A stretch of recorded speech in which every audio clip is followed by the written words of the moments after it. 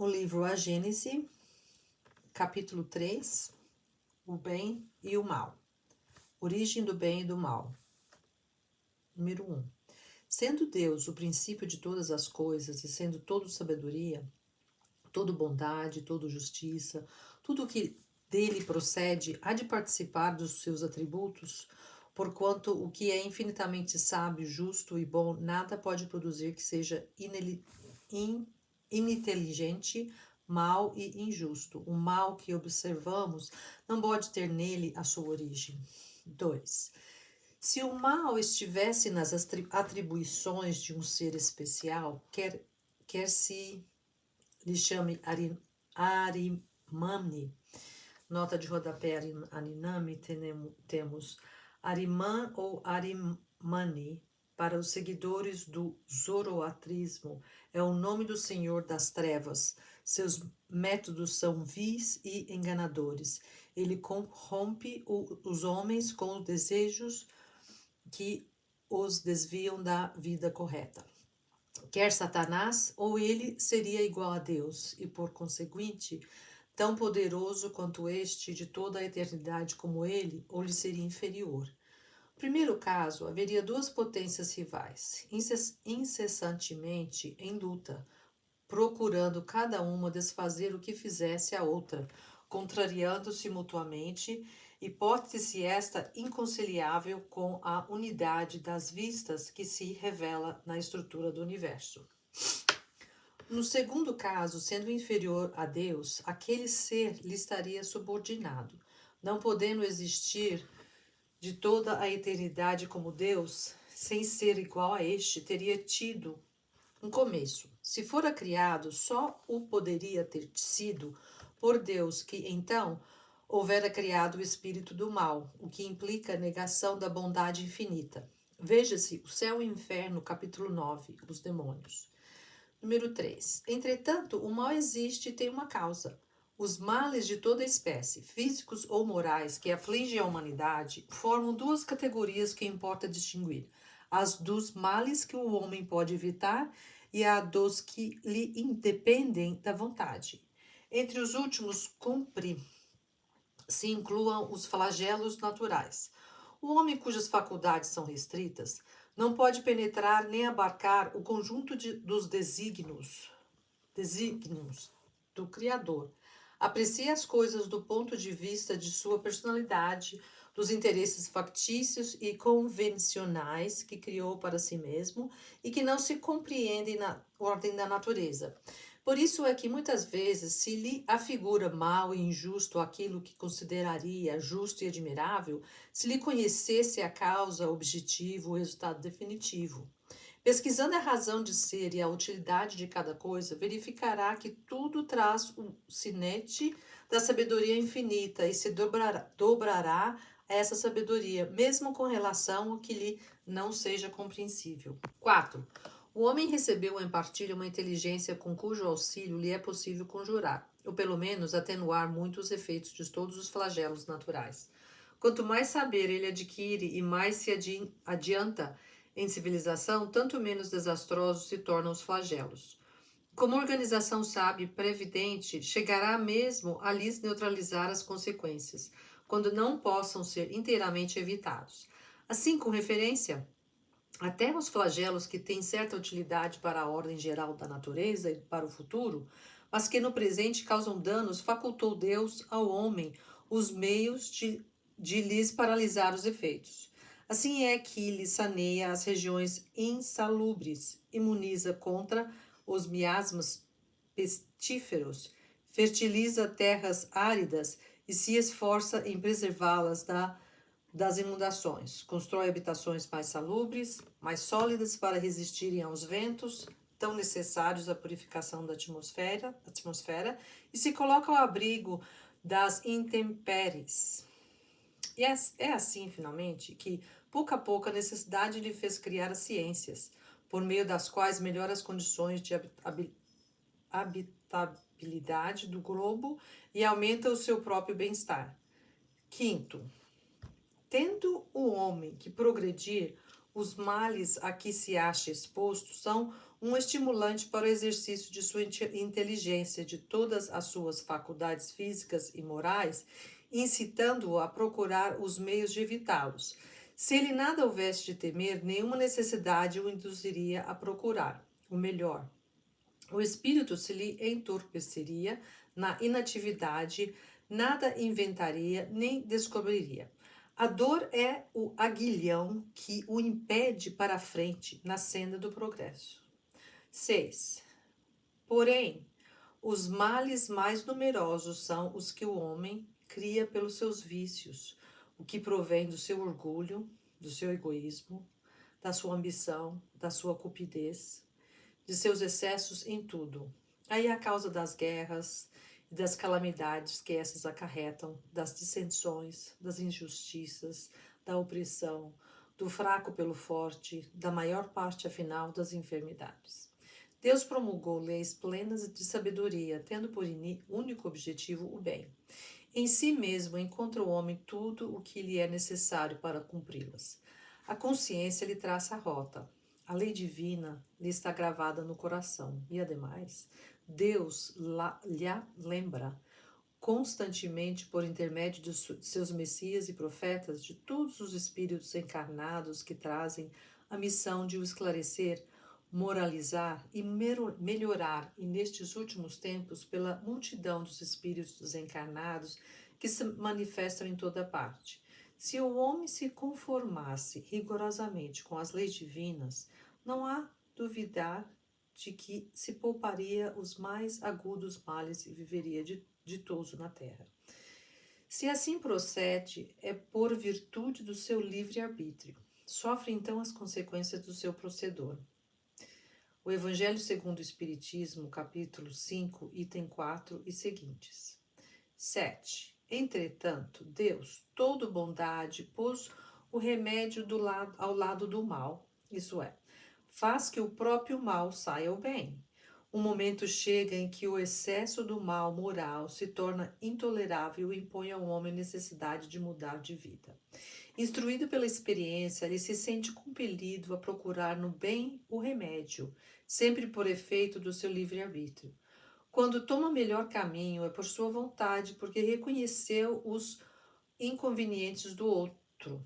A necessidade, pois, o constrange a melhorar-se moralmente para ser mais feliz, do mesmo modo que o constrangeu a melhorar as condições materiais da sua existência. Item 5. 8. Pode dizer-se que o mal é a ausência do bem, como o frio é a ausência do calor. Assim como o frio não é um fluido especial, também o mal não é atributo distinto. Um é o negativo do outro. Onde não existe o bem, forçosamente existe o mal. Não praticar o mal já é um princípio do bem. Deus somente quer o bem, só do homem procede o mal. Se na criação houvesse um ser preposto ao mal, ninguém o poderia evitar, mas tendo o homem a causa do mal em si mesmo, tendo simultaneamente o livre-arbítrio e por guia das leis divinas, evitá-lo-á sempre que o queira. Tomemos para a comparação um fato vulgar. Sabe um proprietário que nos confins de suas terras há um lugar perigoso, onde poderia perecer ou ferir-se quem por lá se aventurasse. Que faz a fim de prevenir os acidentes? Manda colocar perto um aviso proibindo que prossigam os que por ali passem devido ao perigo. Aí está a lei, que é sábia e previdente. Se, apesar de tudo, um imprudente desatende o aviso, vai além do ponto onde este se encontra e sai-se mal, de quem se pode ele queixar, senão de si próprio. Assim sucede com todo o mal. Evitá-lo-ia, homem, se cumprisse as leis divinas. Por exemplo, Deus pôs limite à satisfação das necessidades. Por meio da saciedade, o homem é avisado desse limite. Se ultrapassa, falo voluntariamente. As doenças, as enfermidades, a morte que daí podem resultar provém da sua imprevidência, não de Deus. 9. Decorrendo o mal das imperfeições do homem, e tendo sido este criado por Deus, dir-se-á, Deus não deixa de ter criado, senão o mal, pelo menos a causa do mal. Se houvesse criado perfeito o homem, o mal não existiria. Se fora criado perfeito, o homem fatalmente penderia para o bem. Ora, em virtude do seu livre-arbítrio, ele não pende fatalmente nem para o bem nem para o mal. Quis Deus que ele ficasse sujeito à lei do progresso e que o progresso resultasse do seu trabalho, a fim de que lhe pertença o fruto deste, da mesma maneira que lhe cabe a responsabilidade do mal, que por sua vontade pratique. A questão, pois, consiste em saber-se qual é, no homem, a origem da sua propensão para o mal. Nota 21. Nota de Allan Kardec. O erro está em pretender-se que a alma haja saído perfeita das mãos do Criador, quando este, ao contrário, quis que a perfeição resulte da depuração gradual do espírito e seja obra sua. Houve Deus por bem que a alma, dotada de livre-arbítrio, pudesse optar entre o bem e o mal e chegasse às suas finalidades últimas de forma militante e resistindo ao mal. Se houvera criado a alma tão perfeita quanto ele, e ao sair-lhe ela das mãos, a houvesse associado à sua beatude eterna, Deus tê-la-ia feito não à sua imagem, mas semelhante a si próprio. Boname, A Razão do Espiritismo, capítulo 6. Número 10. Estudando-se todas as paixões e mesmo todos os vícios, vê-se que as raízes de umas e outras se acham no instinto de conservação, instinto que se encontra em toda a pujança nos animais e nos seres primitivos, mais próximos da animalidade, nos quais ele exclusivamente domina sem o contrapeso do senso moral, por não ter ainda o ser nascido para a vida intelectual. O instinto se enfraquece à medida que a inteligência se desenvolve, porque esta domina a matéria. O espírito tem por destino, a vida espiritual. Porém, nas primeiras fases da sua existência corpórea, somente as exigências materiais se cumpre satisfazer. Para tal, o exercício das paixões constitui uma necessidade para a conservação da espécie e dos indivíduos, materialmente falando.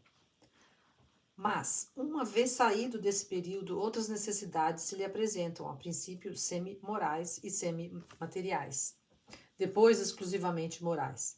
É então que o espírito exerce domínio sobre a matéria, sacode-se o jugo, avança pela senda providencial que lhe acha traçada e se aproxima do seu destino final. Se, ao contrário, ele se deixa dominar pela matéria, atrasa-se e se identifica com o bruto. Nessa situação, o que era outrora um bem, porque era uma necessidade da sua natureza, transforma-se no mal, não só porque já não constitui uma necessidade, como porque se torna prejudicial à espiritualização do ser. Muita coisa que é qualidade na criança torna-se defeito no adulto. O mal é, pois, relativo à responsabilidade e proporcionado ao grau de adiantamento. O mal é, pois, relativo à responsabilidade é proporcionada ao grau de adiantamento. Todas as paixões têm, portanto, uma utilidade providencial, pois se assim não fosse, Deus teria feito coisas inúteis e até nocivas. No abuso é que reside o mal, e o homem abusa em virtude do seu livre arbítrio. Mais tarde, esclarecido pelo seu próprio interesse, livremente escolhe entre o bem e o mal. Instinto e a inteligência. 11. Qual a diferença entre o instinto e a inteligência? Onde acaba um e o outro começa? Será o instinto uma inteligência rudimentar ou será uma faculdade distinta, um atributo exclusivo da matéria? O instinto é a força oculta que solicita os seres orgânicos a atos espontâneos e involuntários, tendo em vista a conservação deles. Nos atos instintivos não há reflexão, nem combinação, nem premeditação. É assim que a planta procura o ar, se volta para a luz, dirige suas raízes para a água e para a terra nutriente.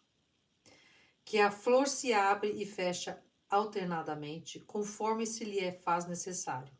Que as plantas trepadeiras se enroscam em torno daquilo que lhe serve de apoio, ou se lhe agarram com as gavinhas.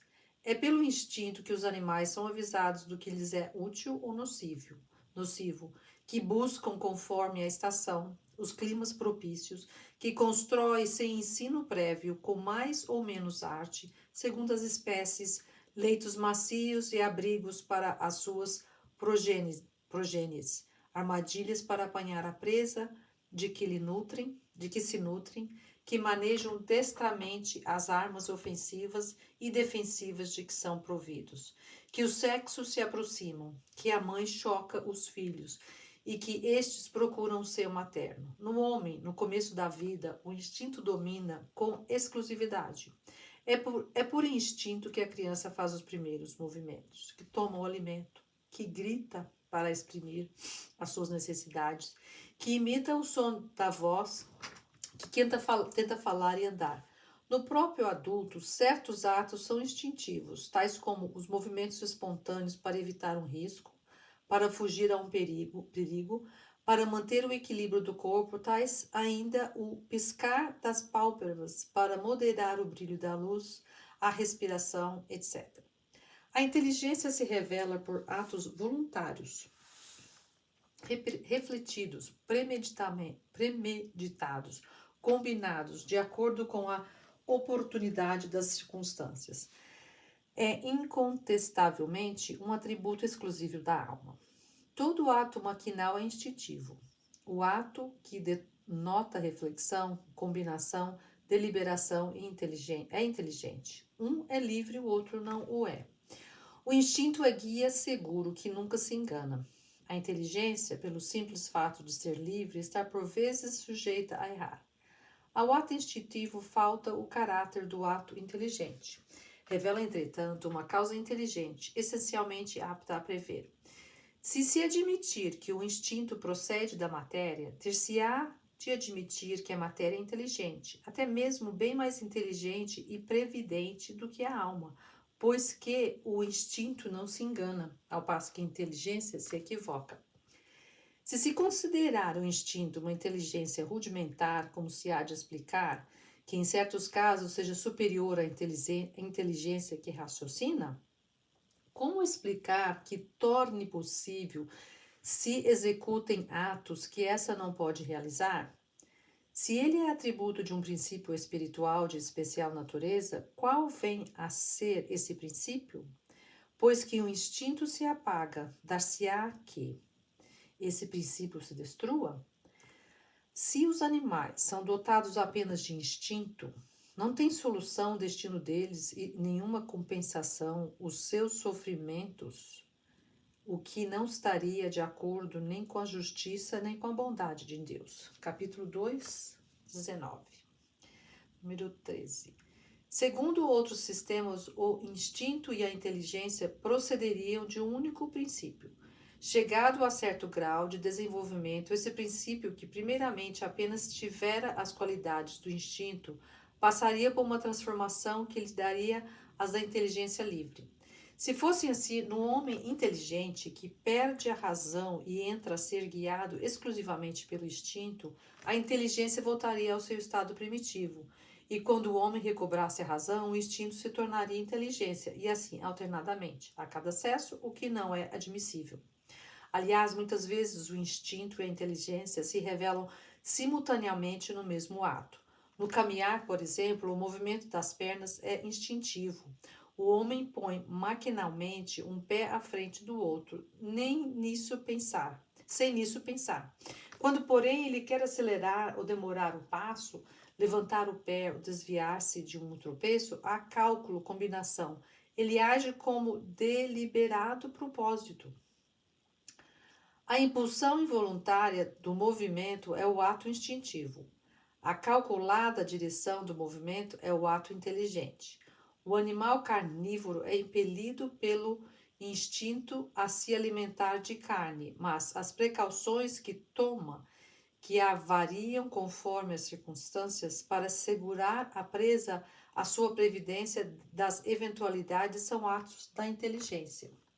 14. Outra hipótese que, em suma, se conjuga perfeitamente à ideia da unidade do princípio, ressalta o caráter essencialmente previdente do instinto e concorda com o que o Espiritismo ensina no tocante às relações do mundo espiritual com o mundo corpóreo.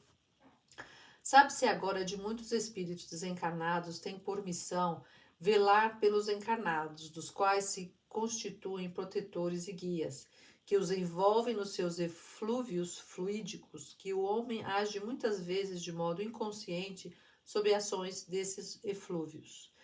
Sabe-se ademais que o instinto, que por si mesmo produz atos inconscientes, predomina nas crianças e, em geral, nos seres cuja razão é fraca. Ora, segundo essa hipótese, o instinto não seria atributo nem da alma nem da matéria, não pertenceria propriamente ao ser vivo, seria feito da ação direta dos protetores invisíveis que supririam a imperfeição da inteligência, provocando os atos inconscientes necessários à conservação do ser. Seria qual a andadeira com que se amparam as crianças que ainda não sabem andar. Então, do mesmo modo que se deixa gradualmente de usar a andadeira, à medida que a criança se equilibra sozinha, os espíritos protetores deixam entregues a si mesmos os seus protegidos, à medida que estes se tornam aptos a guiar-se pela própria inteligência. Assim, o instinto, longe de ser produto de uma inteligência rudimentar, é incompleta, se-lo-ia de uma inteligência estranha, na plenitude da sua força. Inteligência protetora que supriria a insuficiência, quer de uma inteligência mais jovem, que aquela compeleria a fazer inconscientemente para seu bem, o que ainda fosse incapaz de fazer por si mesma, quer de uma inteligência madura, porém momentaneamente tolhida no uso das suas faculdades, como se dá com o homem na infância e nos casos de idiota e de afecções mentais. Diz-se proverbalmente que há um Deus para as crianças, mas os loucos e para os ébrios, É mais veraz do que se supõe esse ditado. Aquele Deus, outro não é senão o espírito protetor, que vela pelo ser incapaz de se proteger, utilizando-se da sua própria razão. 15. Nessa ordem de ideias, ainda mais longe se pode ir. Por muito racional que seja, essa teoria não resolve todas as dificuldades da questão. Se observarmos os efeitos do instinto, notaremos, em primeiro lugar, uma unidade de vistas e de conjunto, uma segurança de resultados que cessam logo que a inteligência livre substitui o instinto. Demais reconheceremos profunda sabedoria na apropriação tão perfeita e tão constante das faculdades instintivas às necessidades de cada espécie. Semelhante unidade de vistas não poderiam existir sem a unidade de pensamento, e essa é incompatível com a diversidade das aptidões individuais. Só ela poderia produzir esse conjunto tão harmonioso que se realiza desde a origem dos tempos e em todos os climas, com uma regularidade e uma precisão matemáticas, cuja ausência jamais se nota. A uniformidade no que resulta das faculdades instintivas é um fato característico que forçosamente implica a unidade da causa. Se a causa fosse inerente a cada individualidade, haveria tantas variedades de instintos quantos fossem os indivíduos, desde a planta até o homem. Um efeito geral, uniforme e constante, há de ter uma causa geral.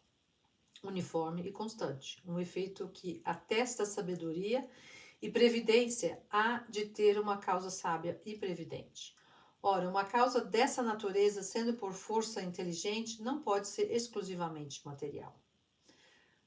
Não se nos deparando nas criaturas encarnadas ou desencarnadas, as qualidades necessárias à produção de tal resultado, temos que subir mais alto, isto é, ao próprio Criador.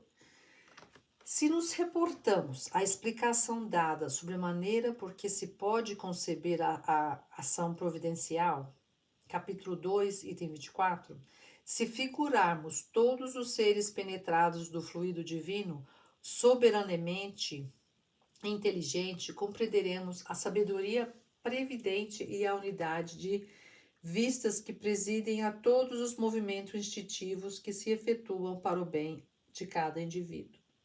Tanto mais ativa é essa solicitude, quanto menos recursos tem o indivíduo em si mesmo e na sua inteligência. Por isso é que ela se mostra maior e mais absoluta nos animais e nos seres inferiores do que no homem. Segundo essa teoria, compreende-se que o instinto seja um guia seguro.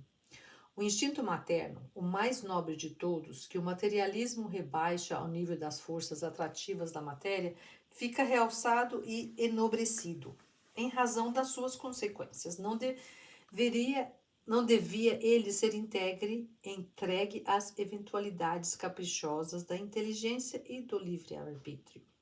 Por intermédio da mãe, o próprio Deus vela pelas suas criaturas que nascem. 16. Essa teoria de nenhum modo anula o papel dos espíritos protetores, cujo concurso é fato observado e comprovado pela experiência. Mas deve-se notar que a ação desses espíritos é essencialmente individual, que se modifica segundo as qualidades próprias do protetor e do protegido, e que, em parte nenhuma, apresenta a uniformidade e a generalidade do instinto. Deus, em sua sabedoria, conduz ele próprio os cegos, porém confia à inteligência livres o cuidado de guiar os clarividentes para deixar a cada um a responsabilidade de seus atos. A missão dos espíritos protetores constitui um dever que eles aceitam voluntariamente, lhes é um meio de se adiantarem, dependendo o adiantamento da forma por que o desempenham. 17. Todas essas maneiras de considerar o instinto são forçosamente hipotéticas e nenhuma apresenta caráter seguro de autenticidade para ser tida como solução definitiva. A questão, sem dúvida, será resolvida um dia quando se houverem reunido os elementos de observação que ainda faltam. Até lá, temos que limitar-nos a submeter as diversas opiniões ao cadinho da razão e à lógica e esperar que a luz se faça. A solução que mais se aproxima da verdade será, de certo, a que melhor condiga com os atributos de Deus, isto é, com a bondade suprema e a suprema justiça. Capítulo 2, item 19. 18. Sendo o instinto o guia das paixões, as molas da alma no período inicial do seu desenvolvimento, por vezes aquele e estas se confundem nos efeitos. Há contudo, entre esses dois princípios, diferenças que muito importa se considerem. O instinto é guia seguro, sempre bom. Pode, ao cabo de certo tempo, tornar-se inútil, porém nunca prejudicial. Enfraquece-se pela predominância da inteligência. As paixões das primeiras idades da alma têm de comum com o instinto o serem as criaturas solicitada por uma força igualmente inconsciente. As paixões nascem principalmente das necessidades do corpo e dependem mais do que o instinto do organismo. O que, acima de tudo, as distingue do instinto é que são individuais e não produzem, como este último, efeitos gerais e uniformes. Variam, ao contrário, de intensidade e de natureza, conforme os indivíduos. São úteis como estimulante até a eclosão do senso moral, que nasça de um ser passivo um ser racional. Nesse momento, as paixões tornam-se não só inúteis, como nocivas ao progresso do espírito, cuja desmaterialização retardam, abrandam-se com o desenvolvimento da razão. Item 19. O homem que constantemente só agisse pelo instinto poderia ser muito bom, mas conservaria adormecida a sua inteligência. Seria qual criança que não deixasse as andadeiras e não soubesse utilizar-se de seus membros. Aquele que não domina as suas paixões pode ser muito inteligente, porém, ao mesmo tempo, muito mau. O instinto se aniquila por si mesmo. As paixões, somente pelo esforço da vontade, podem domar-se. Destruição dos seres vivos uns pelos outros. Item 20. A destruição recíproca dos seres vivos é, dentre as leis da natureza, uma das que, à primeira vista, menos parecem conciliar-se com a bondade de Deus. Pergunta-se por que lhes criou ele a necessidade de mutuamente os destruírem para se alimentarem uns às custas dos outros. Para quem apenas vê a matéria e restringe a vida presente à sua visão, há de isso, com efeito, parecer uma imperfeição na obra divina. É que, em geral, os homens apreciam a perfeição de Deus do ponto de vista humano. Medindo-lhe a sabedoria pelo juízo que dela formam, pensam que Deus não poderiam fazer coisa melhor do que eles próprios fariam, não lhes permitindo a curta visão de que dispõem apreciar o conjunto, não compreendem que um bem real possa decorrer de um mal aparente. Só o conhecimento do princípio espiritual considerado em sua verdadeira essência, é o da grande lei de unidade, que constitui a harmonia da criação. Pode dar ao homem a chave desse mistério e mostrar-lhe a sabedoria providencial e a harmonia exatamente onde apenas vê uma anomalia e uma contradição. Item 21. A verdadeira vida, tanto do animal como do homem, não está no invólucro corporal, do mesmo que não está no vestuário. Está no princípio inteligente que preexiste e sobrevive ao corpo. Este princípio necessita do corpo para se desenvolver pelo trabalho que lhe cumpre realizar sobre a matéria bruta. O corpo se consome nesse trabalho, mas o espírito não se gasta. Ao contrário, sai dele cada vez mais forte, mais lustro e mais apto. Que importa, pois, que o espírito mude mais ou menos frequentemente de envoltório? Não deixa por isso de ser espírito. É precisamente como se um homem mudasse 100 vezes no ano as suas vestes. Não deixaria por isso de ser homem. Por meio do incessante espetáculo da destruição, ensina Deus aos homens o pouco caso que devem fazer do envoltório material e lhes suscita a ideia da vida espiritual, fazendo que a desejam como uma compensação. Objetar-se-á: não podia Deus chegar ao mesmo resultado por outros meios, sem constranger os seres vivos e se destruírem mutuamente? Desde que na sua obra tudo é sabedoria, devemos supor que essa sabedoria não existirá mais num ponto do que noutros. Se não o compreendemos assim, devemos atribuí-lo à nossa falta de adiantamento. Contudo, podemos procurar a pesquisa da razão do que nos pareça defeituoso, tomando por bússola esse princípio. Deus há de ser infinitamente justo e sábio. Procuremos, portanto, em tudo a sua justiça e a sua sabedoria, e curvemo-nos diante do que ultrapasse o nosso entendimento. Item 22. Uma primeira utilidade que se apresenta de tal destruição, utilidade sem dúvida puramente física, é esta: os corpos orgânicos só se conservam com o auxílio das matérias orgânicas, matérias que contêm os elementos nutritivos necessários à sua transformação. Como instrumentos de ação do princípio inteligente, os corpos precisam ser constantemente renovados. A providência faz que sirvam à sua mútua manutenção. Eis porque os seres se nutrem uns dos outros, mas é o corpo que se nutre do corpo, sem que o espírito se aniquile ou altere. Fica apenas despojado do seu involutório. Nota 22. Nota de Allan Kardec. Veja-se Revista Espírita, agosto de 1864, Extinção das Raças. Item 23. Há também considerações morais de ordem elevada. É necessária a luta para o desenvolvimento do espírito. Na luta, ela é que se exercita suas faculdades. O que ataca em busca do alimento é o que se defende para conservar a vida. Usam de habilidade e inteligência, aumentando em consequência suas forças intelectuais. Um dos dois sucumbe, mas, em realidade, que foi o que o mais forte ou mais destro tirou ao mais fraco? A veste de carne, nada mais ulteriormente, o espírito que não morreu tomará outra. 24.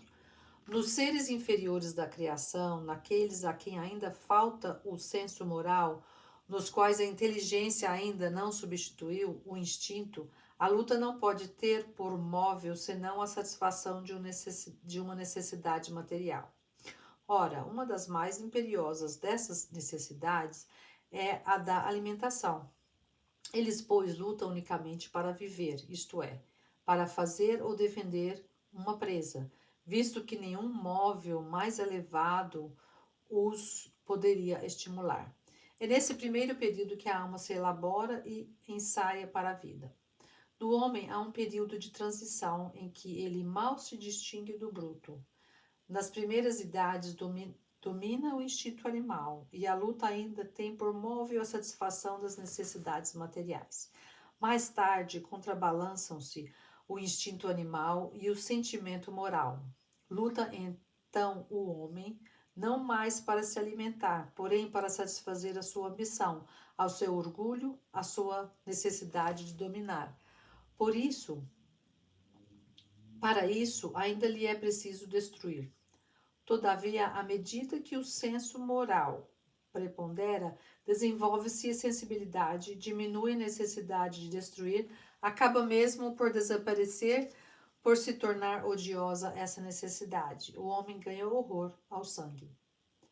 Contudo, a luta é sempre necessária ao desenvolvimento do espírito, pois, mesmo chegando a esse ponto que nos parece culminante, ele ainda está longe de ser perfeito.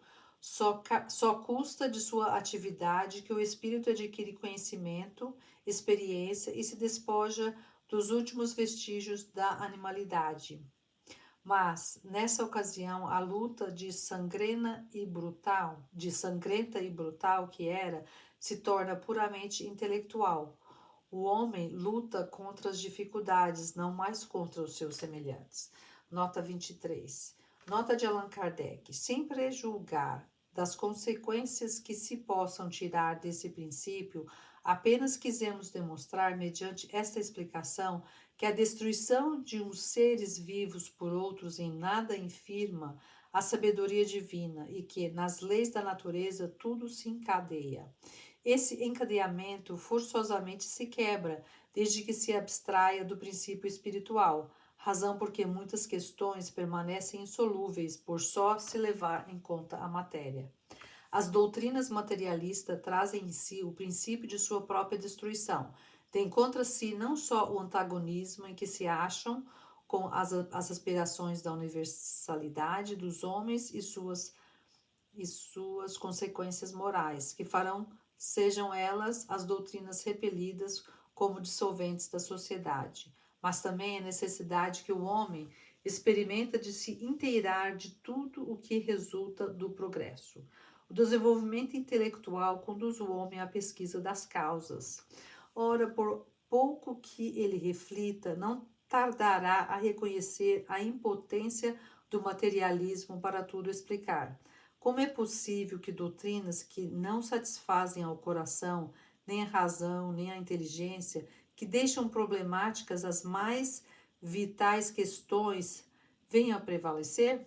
O progresso das ideias matará o materialismo como matou o fanatismo.